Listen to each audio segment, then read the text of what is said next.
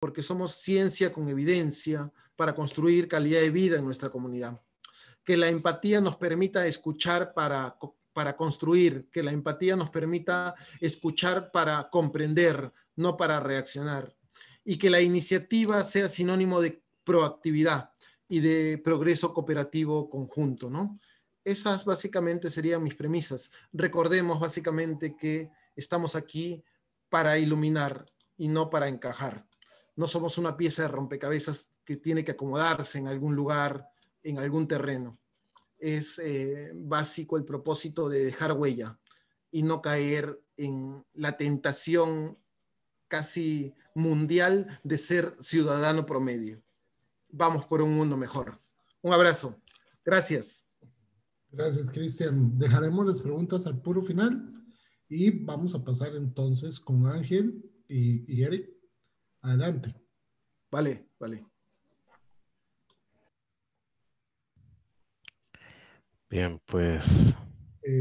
Perdona, Eric. Cristian, ¿estás compartiendo? ¿Dejas de compartir? Sí. Eso, ahora Ahí. sí, Eric, adelante. Buenas noches. Buenas noches a todos y a todas. Aquí estoy. Listo. Ups. Eso. Disculpen, es que ahí está. Buenas noches a todos y a todas.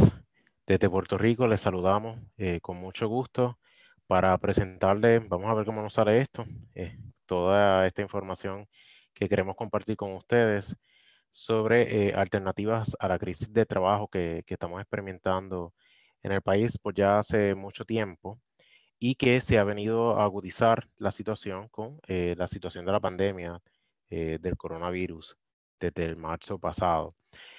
Así que vamos, esta presentación la comparto con el colega Ángel Comas. Estaremos discutiendo brevemente un trasfondo histórico para que tengan idea de que cuando hablamos de la crisis del trabajo, ¿a qué nos estamos refiriendo? ¿Cuáles son los condicionantes históricos, económicos, políticos, sociales en general que nos han llevado, ¿verdad? O hemos ido trabajando y nos ha dejado la crisis de trabajo asalariado como legado en el país y cuál ha sido, ¿verdad? Cuál es la situación complicada que estamos viviendo en este preciso momento. Así que vamos a hacerlo lo más rápido posible, mucha información que nos gustaría compartir un poco, ¿verdad? ¿Por qué decimos crisis? Bueno, crisis porque, como bien partiendo de una definición clásica de lo que establece la Real Academia Española, cuando hablamos de crisis estamos hablando de alguna situación mala o difícil, ¿verdad? Haciendo referencia a algún cambio brusco o importante en el desarrollo de algún proceso. Y en el caso del trabajo en Puerto Rico, pues tenemos que hacer referencia a una crisis económica que venimos experimentando ya por más de 20 años aproximadamente. Puerto Rico, como saben, por ser territorio norteamericano, está limitado en toda la gestión política económica y política monetaria, ¿verdad? Está restringido por lo que establezca el gobierno federal de los Estados Unidos. Y sucede que todo comienza, o podemos decirlo de alguna manera, con el fin de la era de la 936, como le conocemos coloquialmente en el país. La 936, que básicamente la 936 fue una sección del Código de Rentas Internas del Gobierno Federal que concedió un 100% de exención contributiva federal sobre las ganancias a corporaciones norteamericanas generadas en Puerto Rico. Las industrias que se beneficiaron de esto desde el 1976 fueron aquellas que básicamente trabajaban productos farmacéuticos, electrónicos, de instrumentos profesionales, entre otros, que aprovecharon, ¿verdad? De este estímulo económico y que ello también sirvió para estimular la economía local que se encontraba en algún momento en malas condiciones, permitió parcialmente el cierre parcial de fábricas y de la fuga de empresas de Puerto Rico, que se entiende que fue como secuela del alza en los costos de producción y de la mano de obra. Así que por un periodo de 20 años aproximadamente, Puerto Rico se convirtió en la sede de cientos de industrias norteamericanas para ofrecerle miles de empleos a puertorriqueños y a puertorriqueñas.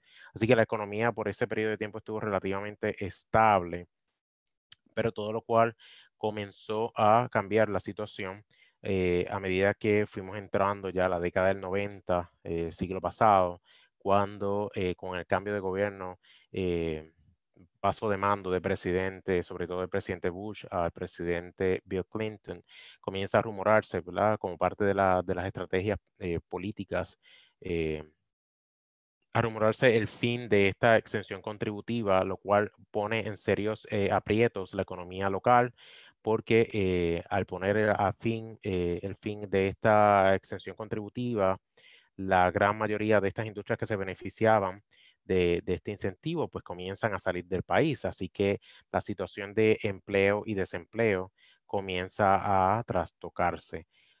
Todo lo cual viene a presentarle retos sobre todo al gobierno local, ¿verdad? En cuanto a qué medidas tomaban, qué decisiones, qué estrategias dentro de de la limitación que se tiene, qué estrategias podían poner en práctica para subsanar la fuga de industrias y trabajar el asunto del desempleo en el país. La 936 finalizó en el 96, en 1996, y el gobierno federal, en conjunto con el gobierno local, deberían trabajar por un espacio de 10 años adicionales, o sea, desde el 96 hasta el 2006, eh, estrategias, deberían idear estrategias para eh, eh, minimizar el impacto que todo este cambio representaba para la isla. Así que, ¿qué cosas sucedieron? Bueno, que el gobierno se convirtió, entre otras cosas, como el principal empleador, aumentó la plantilla laboral de servidores públicos, la capacidad del gobierno cada vez era más para reactivar la economía, va aumentando el déficit presupuestario, déficit fiscal, el gobierno empieza a pedir prestado a los mercados, por eso entramos en lo que es la crisis fiscal, empieza a pedir prestado para balancear el presupuesto, puesto que con la salida de cientos de compañías del país, cada vez los recaudos eran menos. Así que como medidas instantáneas que se tomaron fue pedir prestado, aumentó la deuda pública hasta el punto de alcanzar eh, más de 70 millones de dólares, lo cual representa, ¿verdad?, toda esta carga económica al fisco, representa una depresión económica desde el 2006, particularmente. Se entiende que estamos en una depresión desde el 2006. Se implementó medidas como impuestos sobre ventas y uso para hacer llegar fondos al gobierno, lo cual no surtió efecto, o por lo menos así lo podemos interpretar. En el 2008, 2007, 2008 aproximadamente, la cosa se agudiza más todavía cuando nos enfrentamos a una recesión económica en los Estados Unidos como consecuencia de la crisis financiera que surgió a raíz del estallido de la burbuja hipotecaria. Así que si la economía estadounidense se complica, pues en Puerto Rico se complica aún más. En el 2008 y 2009 aproximadamente, las casas acreditadoras, que fueron las eh, que hicieron todo el trámite de los bonos y la venta de bonos y de activos que llevó a cabo el gobierno, amenazó al gobierno de Puerto Rico con degradar la degradación de agrado chatarra de los bonos de obligación general, lo cual supone, ¿verdad? En términos de lenguaje financiero, la escala más baja para esto. Así que el gobierno, estamos hablando mientras todo esto sucede, hay cambios de gobierno constantes. Entra un nuevo gobierno en el 2009 y comienza de inmediato a aplicar políticas neoliberales, políticas de austeridad muy severas. En el 2009 se aplica la Ley 7, que ha sido la ley que ha tenido mayor impacto en la historia, la memoria colectiva de los y las puertorriqueñas, puesto que con esta ley que se aplicó, se aprobó tan pronto llegó al gobierno el pasado gobernador Luis Fortuño.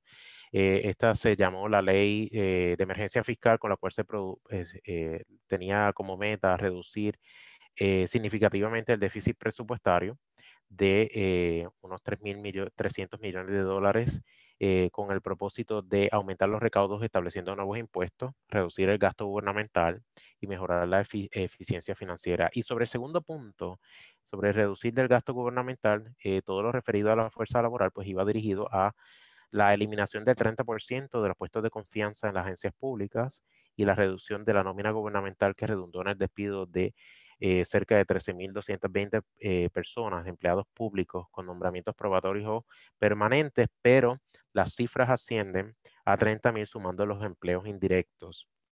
Todo lo cual que viene como secuela, ¿verdad?, de que el gobierno vino absorbiendo todas aquellas personas que empezaban a perder sus empleos en la industria privada, cerca desde el 96 hasta el 2006, el gobierno fue absorbiendo.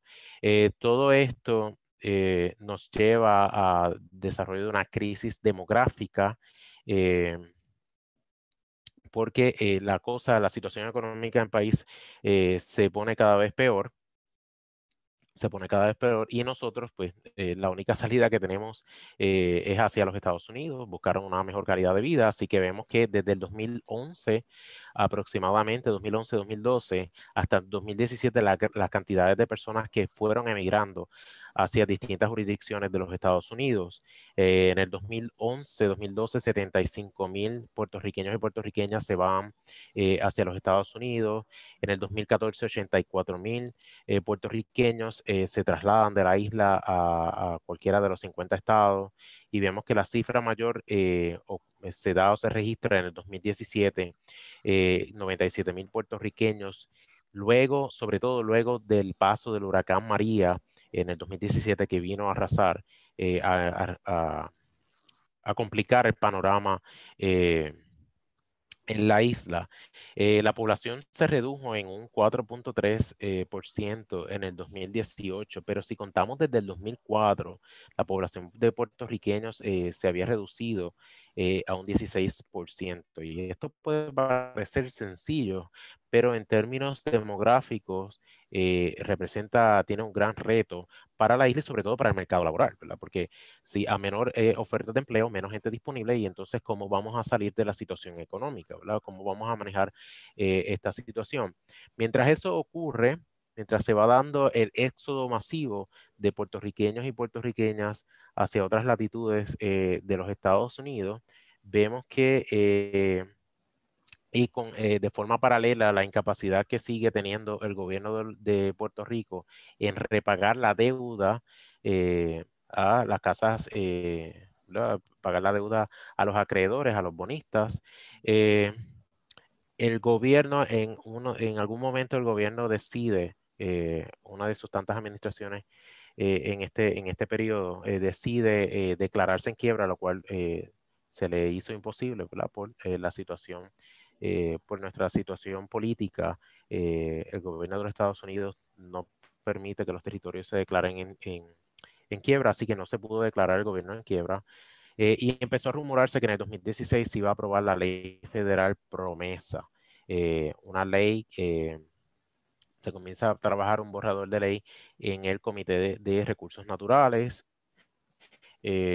una ley que establece, le da vida a una junta de control fiscal, una junta que tiene la autonomía para supervisar y tomar decisiones sobre las finanzas públicas del país. Es una junta que está compuesta por 7 miembros designados por el presidente de los Estados Unidos y confirmados por el Congreso. Así que se concreta esa idea en el 2016, y en el 2017 entra en función la Junta en 16, 17 comienza la Junta, entra en función a regular toda la actividad económica, toda la actividad fiscal del país, y en el 17 comienza una nueva administración gubernamental. Estamos hablando de que pasamos por algunas 5 o 6 en este periodo de tiempo de diferentes administraciones gubernamentales. Entra un nuevo gobierno en el 17 y de inmediato aprueba 3 leyes que tienen un impacto directo en la fuerza laboral. la Ley 3, Ley 4 y Ley 8 del 2017. La primera se aprobó el 23 de enero del 2017 y se llama la Ley para atender la crisis económica, fiscal y presupuestaria, para garantizar el funcionamiento del gobierno, con toda la intención de tomar las medidas de emergencia de corta duración para lograr que el gobierno siguiera operando. La Ley 4 del 26 de enero, que se conoce como la Ley de Transformación y Flexibilidad Laboral, que nosotros conocemos como la Reforma Laboral, se aprueba con el firme propósito de las cláusulas importantes de la legislación laboral tente para flexibilizar los mecanismos de contratación y de despido, sobre todo. Y el argumento principal para la aprobación de esta ley, sobre todo de las autoridades gubernamentales, giró en torno a la rigidez de la legislación laboral protectora que existía hasta el momento, sobre todo porque entendían que se vendió la flexibilización laboral como la panacea del bienestar, sobre todo para convertir el mercado laboral puertorriqueño como un atractivo, de manera tal que las empresas del mundo pudieran establecer su sede aquí en Puerto Rico. Todo lo cual, pues no hemos visto resultados concretos en esa dirección. Bien, y no solo esto tuvo un impacto en la población o en la eh, región, comunidad o fuerza laboral del sector privado, sino que también se aprobó la ley número 8 del 4 de febrero del 2017, que iba dirigido a flexibilizar los mecanismos o la gestión del recurso humano para el sector público.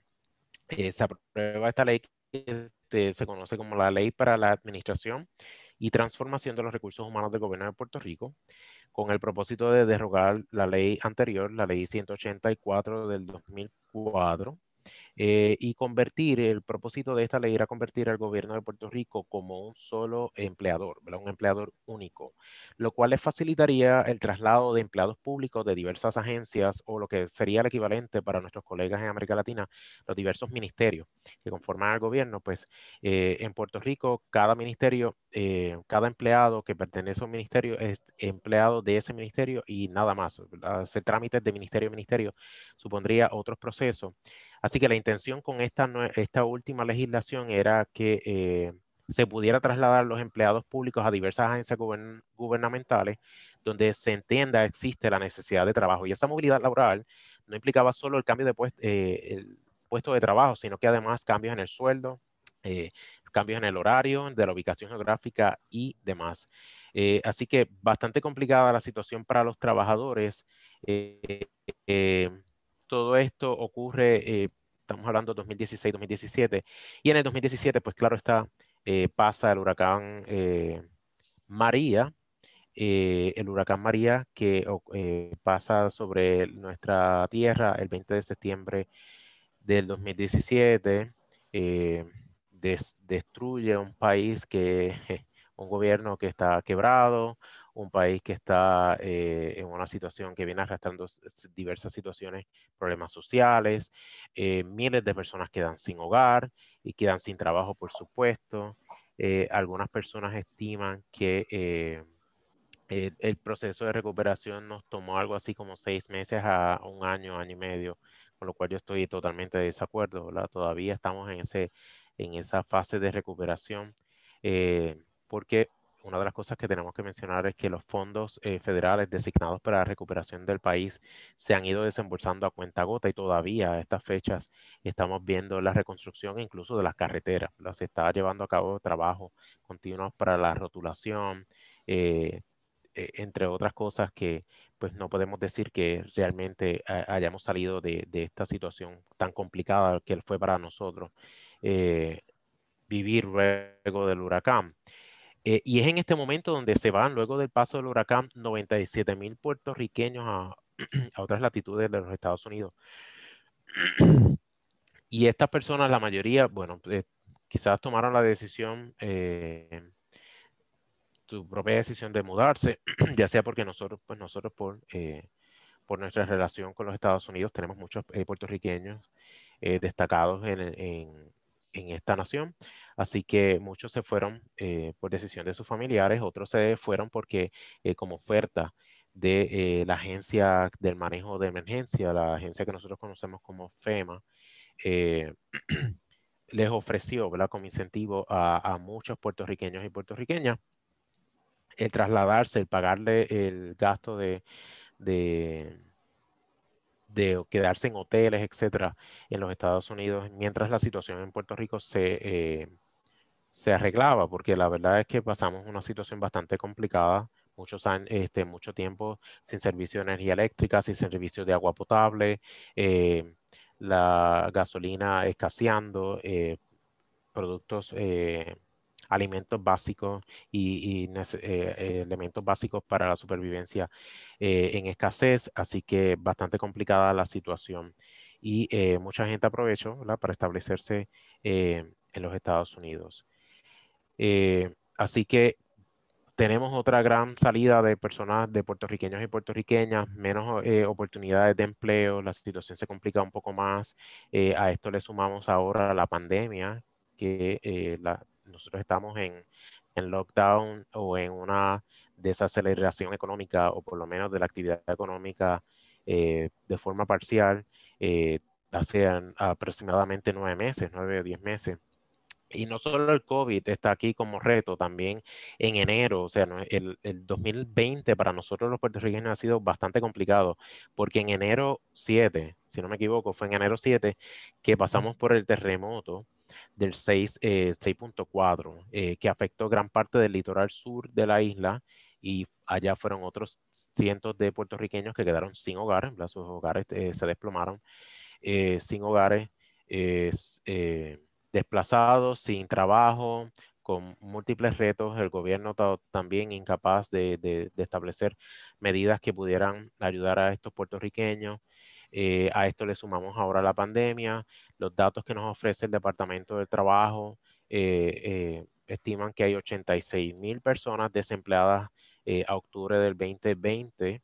Y que esta cantidad se refleja en un 8.3% de la tasa de desempleo, y se compara con la tasa de desempleo del 2016 con un 12.3, y el gobierno festeja, ¿verdad?, esa reducción en la tasa porcentual, pero no podemos festejar tanto, diría yo, ¿verdad?, porque la tasa porcentual va a variar de acuerdo a la población que esté disponible, y claro, con una población cada vez más reducida, podemos observar que la proporción de las personas desempleadas, pues se puede entender como mucho mejor, como mucho menor, y eso se puede malinterpretar como mejoría. El hecho cierto es que a raíz de la pandemia, a raíz del huracán, son cientos de personas que se han trasladado, y esto no solo ha impactado el mercado laboral, la economía laboral, sino que ha tenido su impacto en otras dimensiones de la sociedad. Cada vez son menos estudiantes los que asisten a las escuelas públicas del país, de igual manera a los centros docentes privados.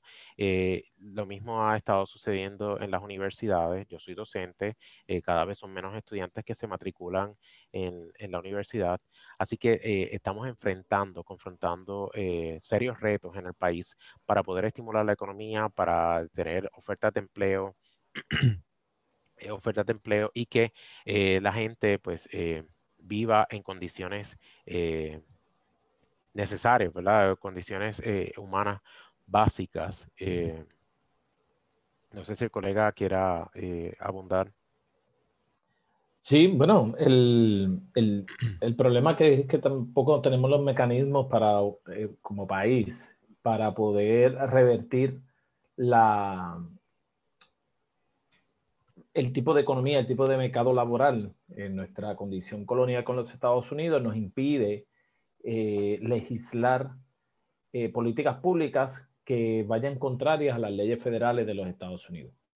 Por tanto, estamos amarrados para poder rediseñar lo que mencionó Eric en la reforma laboral del 2017, aunque sí se pueden hacer unos cambios, pero ya tienes todo un comercio corriendo en donde se le dio toda la potestad para decidir el tiempo de contratación, la reducción significativa en beneficios de vacaciones y enfermedad, que para revertir eso estaríamos enfrentando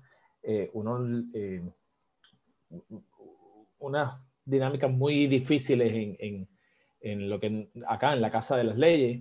Así que no es como que está todo perdido, pero sí por nuestra condición colonial nos limita significativamente el poder rediseñar el mercado laboral. Sin embargo, hay otras opciones que los profesionales que todavía estamos en Puerto Rico, que podemos optar, bueno, profesionales y los mismos estudiantes que se preguntan qué puedo hacer una vez yo complete mis grados, si me tengo que, o porque no me puedo mover a Estados Unidos, o no quiero moverme a Estados Unidos porque es la vía más fácil, o irme a cualquier otro país, pues hay unos modelos alternos que muchos de los partidos políticos de centro izquierda o de la izquierda, como usualmente le conocen, o progresistas, están haciéndole frente a esa reforma laboral.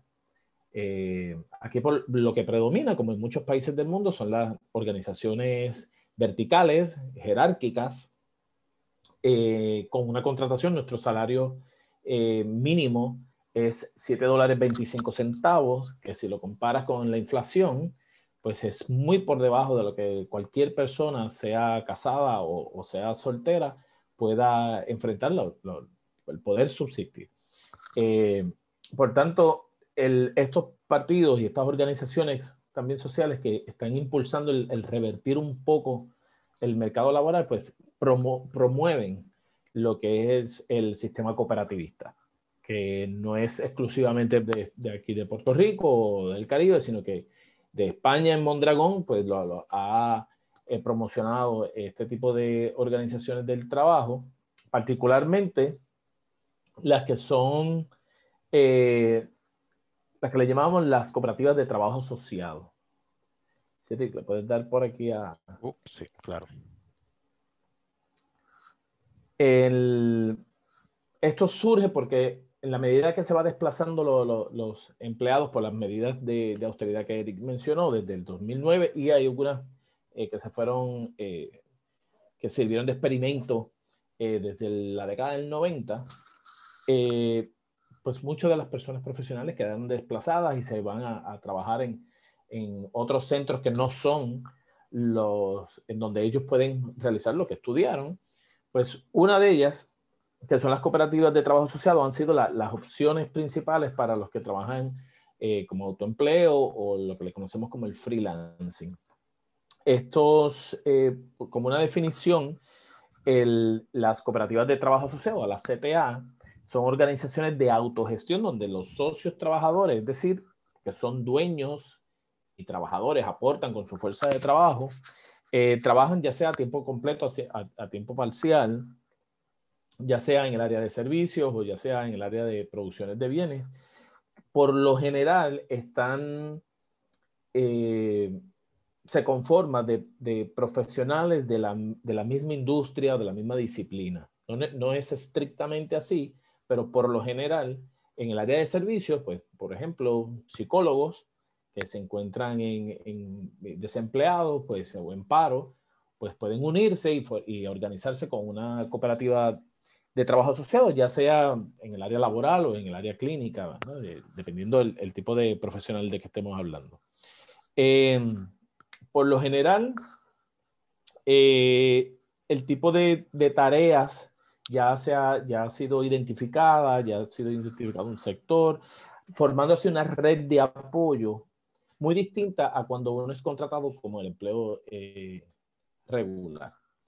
Estas organizaciones funcionan de la siguiente manera. Claro, tienen una legislación laboral en donde establece los derechos y deberes, la ley 239 del 2004, que es la ley general de las sociedades cooperativas, requiere que por lo menos 3 personas de una industria o de un sector, una disciplina en particular, se unan para comenzar el proceso de mentoría para darle forma a lo que es esta cooperativa.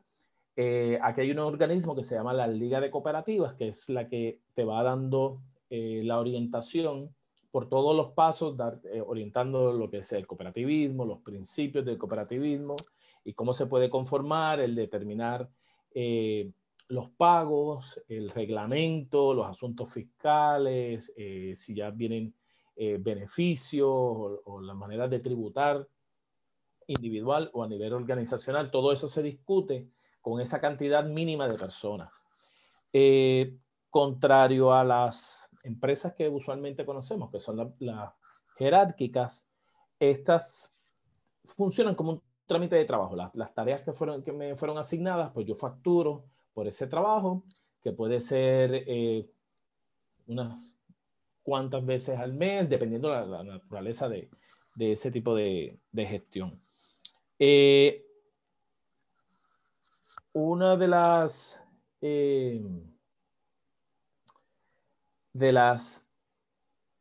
los aspectos que son un poco más complejos, ¿no? Es cuando el tipo de pago que se hace a través primero de la cooperativa no va directamente al dueño trabajador, ¿verdad? Pero todas esas cosas se van aprendiendo en la marcha. Lo que sí permite es que cada uno de estos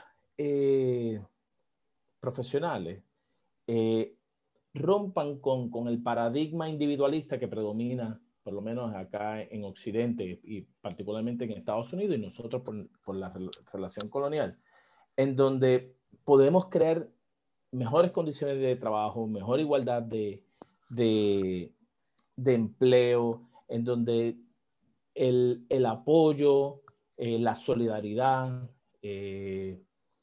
la gestión comunitaria predomina más que el beneficio propio, aunque estés trabajando, ¿verdad? Como un dueño trabajador, por el término que desea. Así que tiene un carácter profundamente democrático en cómo se van a repartir las ganancias a finales del año.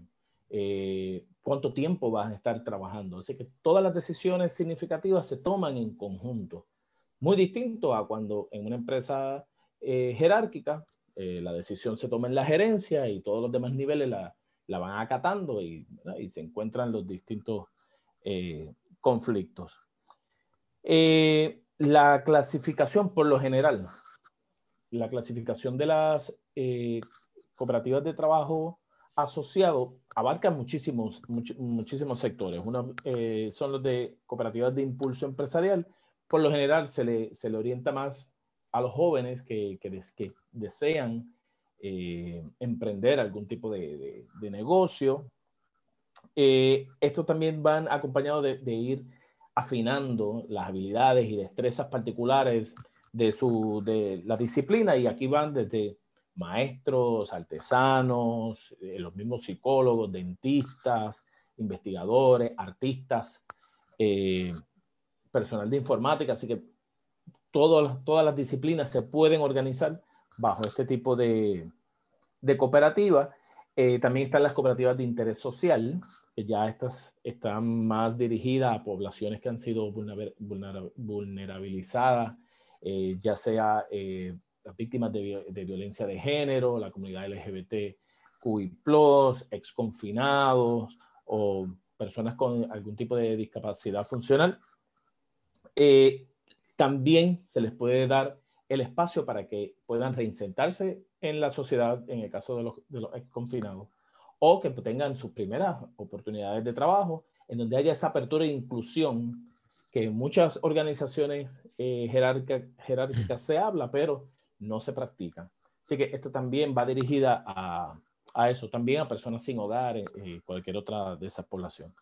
Y las cooperativas de transporte, que ya la palabra lo sugiere, todas aquellas personas o personas que se quieran unir en el área de transporte, ya sea desde taxistas hasta personas encargadas de distribución y logística de productos, el sector de aviones, pero todo cualquier tipo de profesional que se vea en la precariedad que en Puerto Rico estamos viviendo, es una opción a la crisis de empleo tradicional, que por las medidas como la reforma laboral, pues se ha hecho difícil el que te puedan emplear, y si te emplean, por lo general, son con salarios muy bajos. Cierto. Cabe destacar que para nosotros los puertorriqueños y puertorriqueñas es común escuchar, cuando hablamos de cooperativas, pensamos en cooperativas de ahorro y crédito, ¿verdad? Porque son las más comunes en el país y ciertamente que el mundo del cooperativismo es muy amplio, ofrece muchas alternativas y por eso nosotros decidimos hablar de estas formas alternas de organizar el trabajo, ¿verdad? Porque cuando hablamos de la crisis de trabajo, estamos hablando de la crisis de trabajo asalariado, del trabajo tradicional, como bien mencionaba Ángel. Así que alternativas tenemos, es cuestión de traerlas a la discusión pública, ¿verdad? Porque, como les digo, en el imaginario social de nosotros, hablar de cooperativas es hablar de una cooperativa que funciona casi como un banco comercial.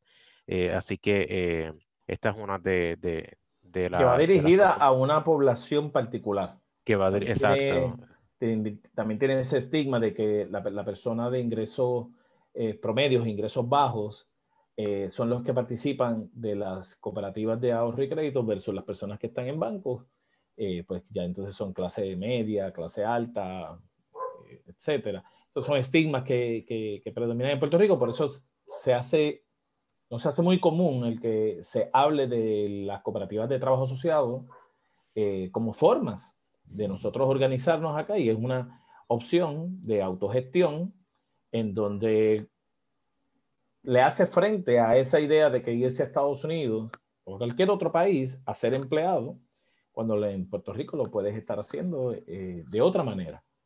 Pero claro, son propuestas que van dirigidas a hacer justicia, ¿verdad? No son estas propuestas que nosotros estamos compartiendo acá con ustedes, no son propuestas que son claras, simplemente las traemos para provocar la discusión y reflexionar sobre la situación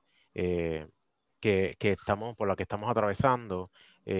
Son ideas, por ejemplo, la mía un poco más idealista, más utópica, pero se vienen discutiendo ya por mucho tiempo lo que es la renta básica universal. eh, la literatura apunta que esto es una estrategia, puede ser una estrategia sutil, muy efectiva para contrarrestar eh, toda la crisis económica que venimos experimentando a raíz de la falta de empleo. Pero claro, vamos a ver qué es esto de la renta básica universal. Pues se define como un ingreso que es pagado por el Estado, ¿verdad? Que tiene como beneficiarios a cada ciudadano de un país o de un territorio, tanto a quien lo necesita como a quien no, ¿verdad? Sin considerar su condición económica. Y usted dirá, wow, pero entonces, ¿cómo así? ¿Cómo lo hacemos si no tomamos en cuenta eh, su condición socioeconómica? Bueno, es que el propósito es que todos y todas puedan participar, ¿verdad? De forma equitativa y que en la distribución del fisco, de la ganancia, se distribuya de forma equitativa, de forma justa, ¿verdad? Así que aboga un tanto por la democracia, por la equidad entre todos y todas, que pues, entre otras cosas nos beneficiaría sobre todo para atajar problemas sociales que vamos a discutir en breve. Las características de este tipo de modelo de gestión van dirigidos a estos puntos. La renta universal, ¿verdad? Cuando estamos hablando de renta universal básica, estamos hablando de un ingreso para cada persona sin la necesidad de cumplir con criterio alguno, ¿verdad? Para disfrutar del beneficio. Se distribuye por cada individuo, cada ciudadano, no por familias o hogares. Eh, el otro criterio importante acá a considerar es la cuantía. Estamos hablando de una cantidad de dinero que sea lo suficiente para cubrir el costo de las necesidades básicas de la vida. El otro asunto es que sea incondicional, es decir, sin la necesidad de cumplir con criterios establecidos para participar. No se toma en cuenta si la persona tiene trabajo o no, el patrimonio de cada persona, la edad de la persona participante o la cantidad de hijos o hijas que tenga. Eh, la literatura apunta y deja muy claro que la renta básica universal no es otra ayuda pública, no se considera como otra ayuda pública. Sin embargo, puede trabajarse de forma paralela con ayudas públicas ya ofrecidas por el Estado. Todo esto va dirigido se considera, no es un programa de protección social, pero es una propuesta que va dirigida a atajar la crisis del Estado benefactor a la cual asistimos, ¿verdad? Sobre todo en estos tiempos que vamos de cambio económico, de vivir en economías fundamentalmente industriales a economías de servicios y financieros, que son economías bastante volátiles y bastante inestables. Entre los beneficios que destaca la literatura sobre este modelo es que nos puede ayudar a combatir la pobreza, ¿ve? La pobreza viene siendo uno de los problemas sociales, no solo en Puerto Rico, que los enfrentamos, sino que a nivel mundial. El hecho cierto es que tanto así que las Naciones Unidas y su programa para el desarrollo sostenible tiene como primer objetivo el fin de la pobreza. Se han propuesto esta meta para cumplir con ella al 2030. Eso está a la vuelta de la esquina. Así que este programa ayudaría a combatir la pobreza, porque ya una renta básica que pueda garantizar la solución efectiva ayudaría a una persona con un ingreso mínimo estable a afrontar los gastos que se genera al cubrir las necesidades básicas. Así que ayudaría a las personas a salir del umbral de pobreza extrema, sobre todo. El otro asunto que presenta la renta básica universal puede ser la solución contra la explotación laboral. Y la explotación laboral es un elemento que se discute mucho como secuela de la flexibilización del trabajo y como parte del fenómeno de la precariedad laboral, ¿verdad? Si bien es cierto que la flexibilidad nos puede portar muchas herramientas, nos da la autonomía, bueno, como se nos vende la idea de la flexibilización del trabajo y del empleo, el hecho cierto es que ante la multiplicidad de trabajos en los que podemos estar, ¿verdad? No podemos contar con un solo trabajo, sino que vemos que nos involucramos en esta dinámica del multiempleo, con condiciones psicosociales distintas, condiciones económicas distintas. Se ha llegado a registrar una gran cantidad de explotación laboral que desemboca en la quemazón, ¿verdad? En el burnout, en la desmotivación, en cambios en el contrato psicológico, en cambios en el compromiso laboral, entre otras cosas. Así que la RBU puede ayudar a combatir con la explotación laboral. ¿Por qué? Porque aporta a la libertad y el poder decisional de todos los trabajadores y trabajadoras, en el sentido de que, dadas las circunstancias que nos presenta el mercado laboral, las personas nos vemos obligados a aceptar empleos en condiciones precarias o abusivas, y con un ingreso básico podemos negociar esas condiciones de trabajo porque no nos veríamos económicamente desesperados. El otro punto importante acá, y uno de los más llamativos para mí, se dice que con la renta básica universal, la centralidad de trabajo asalariado o del empleo comienza a perder poder. Y es que se dice que si bien es cierto que el trabajo asalariado viene siendo la vértebra de las sociedades contemporáneas, pues ya el trabajo asalariado, pues no dependemos de un sueldo que nos porta el trabajo o el empleo, teniendo un sueldo básico, estándar, nos permitiría dejar, ¿verdad?, considerar el trabajo asalariado como una opción y no como la fuente principal de ingresos. Y esto hace sentido, va en sintonía con lo que se viene discutiendo hace ya mucho tiempo, sobre todo por aquellas personas que trabajan desde diversos puntos de las ciencias sociales, la economía, la política, la sociología, sobre la centralidad de trabajo. Se ha venido discutiendo cuál va a ser la centralidad de trabajo en una sociedad, mientras vamos trabajando en una sociedad post-trabajo. ¿Seguirá siendo el trabajo asalariado como un elemento central, fundamental, la actividad humana principal? ¿Todo por qué? Porque a medida que vamos avanzando hacia esta sociedad global, en términos económicos y en términos productivos, son cada vez más también los avances tecnológicos que vienen sustituyendo cantidades considerables de personas en lugares de trabajo, sobre todo en las industrias, en las fábricas. Así que, ¿qué vamos a hacer en una sociedad post-trabajo con tanta gente desocupada? No sin trabajo, desocupada. ¿Qué vamos a hacer? ¿Qué va a hacer, qué van a hacer los gobiernos del futuro? Con esto, ¿cómo vamos a mantener? Sobre todo porque uno de los retos que se viene presentando también en términos demográficos es el envejecimiento de la población. Así que, le presenta cada vez más retos a los estados contemporáneos? Y el otro punto importante es que se dice que la RBU nos ayudaría entonces a aumentar, contribuiría al campo de la educación y al desarrollo de competencias, porque con una renta básica nos posibilitaría buscar empleos que sean más acordes a nuestras capacidades, y también nos permitiría determinar si continuamos trabajando o no trabajamos mientras nos vamos formando, o trabajamos y nos formamos a la vez. Así que ello nos impulsa al desarrollo de las competencias y de las capacidades, de tal modo que tendríamos más opciones a la hora de encontrar empleos que realmente nos satisfagan, y que empleos que nos hagan sentir realizados. Así que todo lo cual contribuye a esa motivación laboral, que son sumamente importantes. Y el punto más importante acá es que la RBU hubiese sido, si los países la hubiesen puesto en práctica, claro, sí se han puesto en práctica proyectos pilotos en distintas partes del mundo. No dejan de cuestionarse las personas que abogan por una renta básica universal, cuestionarse cómo sería la situación económica en este momento cuando nos enfrentamos a una pandemia de la cual no sabemos cuándo vamos a salir de toda esta situación, aun cuando se viene hablando ya de una vacuna, etcétera.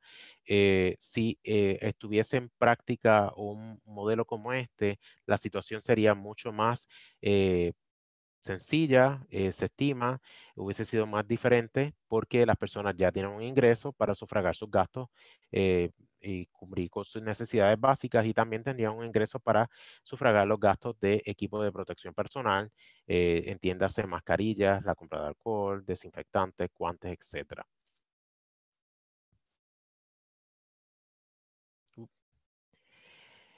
Así que nosotros, en la medida que reflexionamos sobre todo la crisis de trabajo, como psicólogos del trabajo y de las organizaciones, nos hemos planteado qué podemos hacer ante un panorama tan crítico como este, un panorama que no ofrece muchas opciones y que cada vez el empleo tradicional es más escaso. Así que esa ha sido nuestra aportación. Sé que fuimos un poquito rápido, pero es para dejar tiempo a las preguntas. Así que dejamos el espacio a los compañeros moderadores para que... Muy bien, muchísimas gracias, de verdad. Y vamos a abrir el espacio de preguntas o reflexiones. Hemos habilitado en este momento para que puedan prender sus micrófonos y sus cámaras para que puedan interactuar. Adelante, compañeros.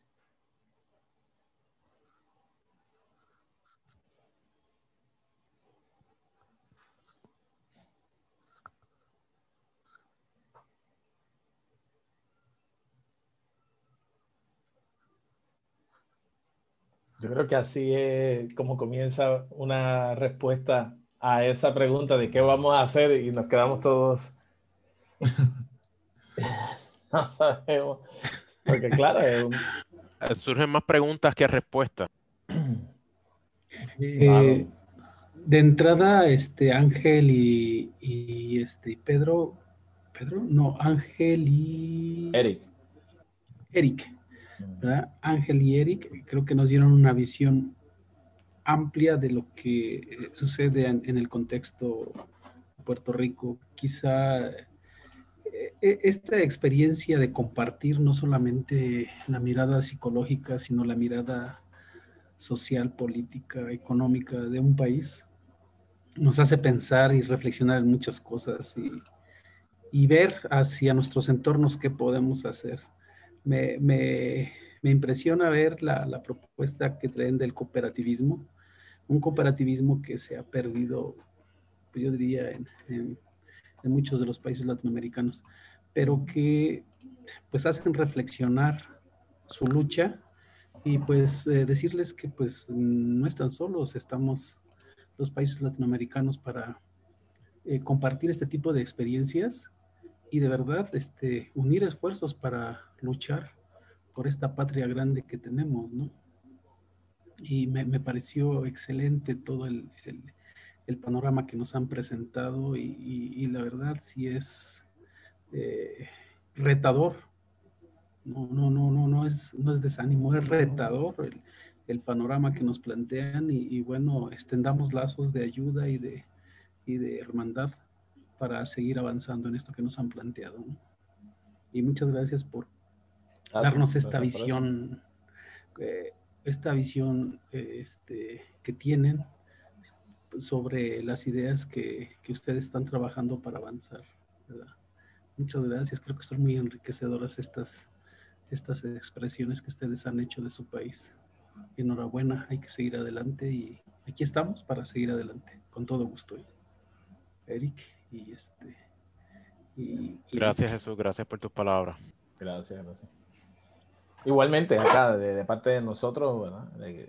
Somos parte de América Latina, aunque nuestra condición nos tiene amarrado hacia el norte, pero estamos conscientes de que nos abrimos hacia el Caribe, como caribeños que somos, ¿verdad? Y hacia como latinoamericanos. Así que también de parte de nosotros, lo que podamos ayudar y colaborar y entender el contexto de Latinoamérica y ver cómo descolonizamos todo esto.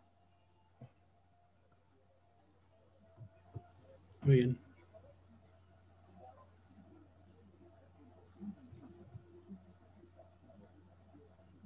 Bueno, Patricia Hurtado nos dice por el chat, muchas gracias, interesantes y reflexivas presentaciones. Comparto completamente con Patricia, no hay una forma mejor de unir nuestras realidades que esta, ¿no? Acercarnos al menos por el medio virtual en momentos tan difíciles como estamos pasando y los grandes retos, que son muchos, y no tenemos indudablemente las respuestas a todo. Pero creo que el gran trabajo que está haciendo ustedes, Ángel, Eric, bueno, Jesús en México, Pedro en Brasil y todos los amigos y amigas de Latinoamérica, pues suman bastante fuerte para construir y reconstruir nuestra América Latina, ¿verdad? Nuestra identidad como pueblos en uno de los momentos más complicados, creo yo, que nuestras generaciones han vivido, al menos en temas de salud y desempleo que estamos viviendo. Pues bien, agradecerles a todos y a todas las personas que nos han acompañado en el Facebook Live. Ya estamos llegando a más de 500 personas en las diferentes redes sociales, en el Facebook del GT8 de ULAPSI y de la Red Académica Internacional, que se nos ha unido también en la retransmisión del evento. Y agradecerles muchísimo realmente a Eric y Ángel, sobre todo por el espacio, el tiempo que han sacado para poder compartir todo su conocimiento en este foro. Invitarlos, indudablemente, antes de darles las últimas palabras, invitarlos a la última sesión que tendremos de hoy en 8 con el doctor Pedro Pires, que está aquí con nosotros, nuestro gran amigo de Brasil. Y invitarlos indudablemente a que nos acompañen el próximo martes y indudablemente solidarizarnos nuevamente, Jesús, con vos y con tu familia por la pérdida de tu mamá. Muchas gracias. La verdad que aquí estamos como hermanos y como amigos de muchos años y de muchos pleitos y carreras al nivel latinoamericano juntos, como debe ser. Gracias, Pablito. Y Cristian por ahí andaba Cristian también, me parece. Sí, Cristian, sería interesante, Cristian, que la versión electrónica de tu libro la pudiéramos socializar en todas nuestras redes, presentar tu libro, hacer paneles de presentación aquí en México, donde sea. Los hermanos que están aquí reunidos de otros países, hagamos mesas de trabajo o algo para pues promover este trabajo. De entrada me parece excelente la propuesta que hace desde la portada. Creo que ya da una probadita de lo que puede ser ese gran banquete. Entonces, pues vamos a echarle para adelante. Cristian, me pongo a tus órdenes. Alguna mesa de trabajo, con gusto lo hacemos. Y bueno, será un elemento importante para este momento que estamos viviendo. Creo que qué mejor que haya llegado en este momento tu material, y hay que promoverlo, porque ahora necesita mucha la población de esta resiliencia que habla Cristian. Entonces, pues para adelante, Cristian, felicidades por tu bebé, ¿verdad? Que ya nació y hay que hacer lo que crezca. Vale que sí. Con gusto, encantado. Estamos para eso. Y también invitar a todos y a todas a publicar. También en el GT está construyendo ya su primera publicación invitarlos a todos los amigos y amigas que nos están viendo y escuchando a que se animen a publicar con nosotros en el GT8 ULAPSI. Lo único que tienen que hacer es escribirnos a GT8 con 8 en número de la ULAPSI, todo pegado, @gmail.com, y ahí les enviamos la información necesaria para que publiquen también con nosotros. Además, la revista está indexada a la ULAPSI, así que las publicaciones van a ser maravillosas. Eso lo maneja Andrea Puyola, además. Entonces, invitarlos a todos y todas a, por favor, a publicar, a seguir haciendo nuestra psicología latinoamericana, ¿verdad? Que a veces vemos mucho al norte o mucho atrás del charco y se nos olvida que Latinoamérica es grande, muy grande, y que tenemos las mejores personas, los mejores profesionales que hay en el mundo y están acá en nuestros países. Y hay que validar muchísimo el trabajo que estamos haciendo, así como lo hace Cristian de Perú, como lo hace Eric, como lo hace Ángel, como lo haces vos, Jesús también, que también tienes trabajos interesantísimos que has hecho y que estás realizando. Y pues bien, invitarlos también a que participen. Eric, Ángel, ¿algunas palabras para cerrar? Bueno, de mi parte, gracias. Gracias, Pablo, por permitirnos, ¿verdad?, conectarnos con colegas de otros países y siempre aprendemos. Para mí es una experiencia muy, muy gratificante y el espacio de nosotros enseñarles lo que es nuestro país. Así que acá, nuestra casa es su casa. Cuando todo esto se calme, podemos hacer algo, ¿verdad?, algún encuentro donde puedan disfrutar de Puerto Rico y nosotros entonces tenemos la deuda de visitar cada uno de sus países. Así que gracias. Así Eso será. sería bueno. Me deben un ron que no lo cobraremos pronto, Dios primero. Seguro que sí. Sí. Pero un placer. Gracias, Ángel. Eric. Bueno, igual que Ángel, agradecerles por el espacio de reflexión, ¿verdad? Y de intercambiar ideas, y de conectarnos, que estos espacios son sumamente importantes para hacer avanzar la disciplina y mirar sobre todo hacia el sur y no tanto al norte. Que así sea.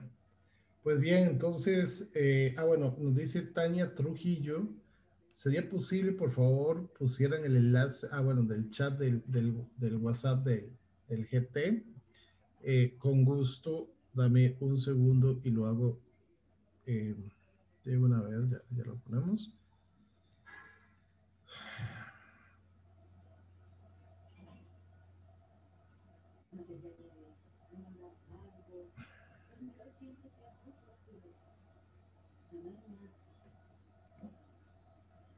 Muy bien. Ahí está. Ese es el enlace del grupo, de nuestro grupo del GT8, de Psicología del Trabajo y las Organizaciones para la Unión Latinoamericana de Entidades en Psicología, ULAPSI. Pues bien, invitarlos de nuevamente para hoy en 8. Eric, Ángel, muchísimas gracias. Siempre es un gusto verlos. Gracias por las carreras, por acomodarse a la realidad que teníamos en este momento. Y la verdad es que les enviamos un fuerte abrazo desde San José, Costa Rica, y a todos los países que también están acá unidos y juntos. Ya saben, cuídense muchísimo. Vienen semanas muy bonitas para vivir en familia virtual, le digo yo, ¿verdad? Sin salir de la casa, sin exponernos ni exponer a la gente que amamos y queremos. Y nos vemos hoy en 8 con Pedro. Así que pasen una linda noche, un gran abrazo, un abrazo enorme latinoamericano y que tengan una maravillosa noche, una excelente semana. Hasta luego, amigos. Hasta luego. Buenas noches. Hasta luego. Próxima semana. Excelente noche. Próximo martes. Hasta el próximo martes. Chao, Chus. Un gran abrazo. Gracias, Pablito.